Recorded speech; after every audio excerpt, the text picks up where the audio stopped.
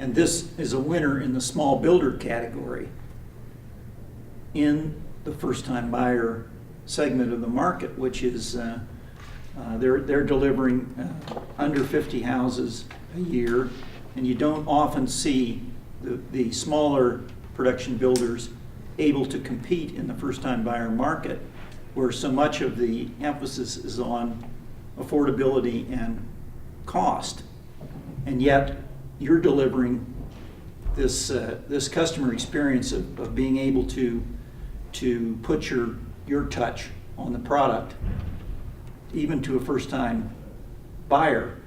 Lee, maybe you can talk a little bit about the what do you call it? The selections gallery.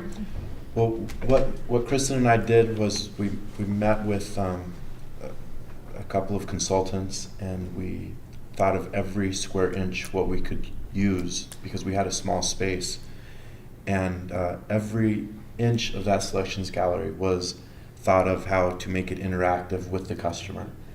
It doesn't cost a lot to make it interactive. We have a beautiful, just a board with some Euro text on it, which is like the back of a Velcro, in which we can put up the customer selections. They can see all of the options together that they've chosen in nice big samples, get a feel for their home, and that's very impactful for them, instead of going to one store, choosing the carpet here, trying to remember what that carpet looked like, going to another store to pick the tile, going to another store to pick the cabinets, and trying to remember it all and make it all work. Whereas here, they see it all together.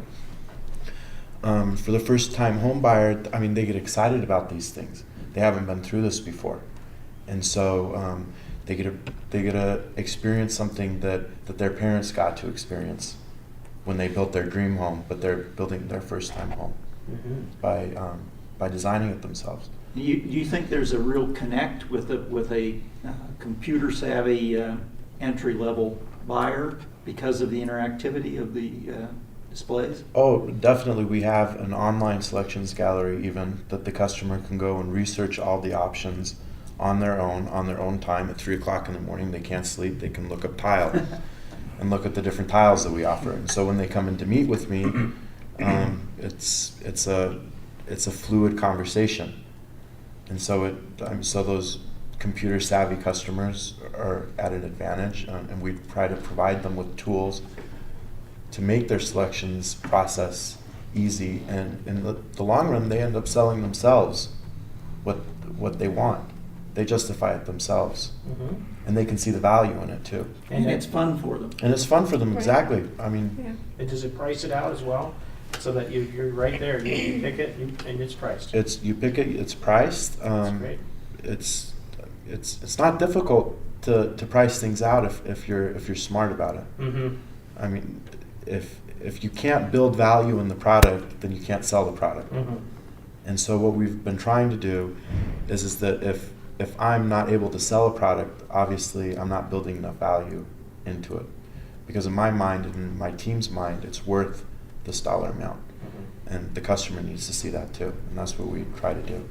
I'd like to circle around a little bit and bounce off of this to tell you another little story. We've really tried in our company to listen to our customers and teach everybody that interacts with our customers to listen. And that includes some people that others may not consider customers. We consider our trade partners customers, our bankers customers, and a whole a variety of people that we interact with. But as part of learning how to do it better, we go out and interview our customers after they've been living in their home for about a month or two.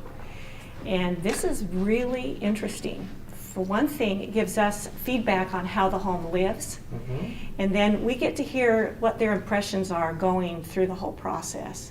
What was it like to go through the sales process? What was it like to go through the financing process? What was it like to go through the selections process? For a lot of people, that selections process is really stressful because they're thinking, oh my goodness, I have to make the perfect decision. If I choose something that looks bad when it's in, I have to live with that. Mm-hmm. And they put a lot of pressure on themselves. They'll say, I'll be looking at that every day of my life and saying, "You stupid fool, why did you do that?" You know? And so they do. It's kind of a stressful situation. And I was out interviewing our customers last night, and one of the gals that I talked to remarked on her selections process with Ali, and she was saying that that he listened to her.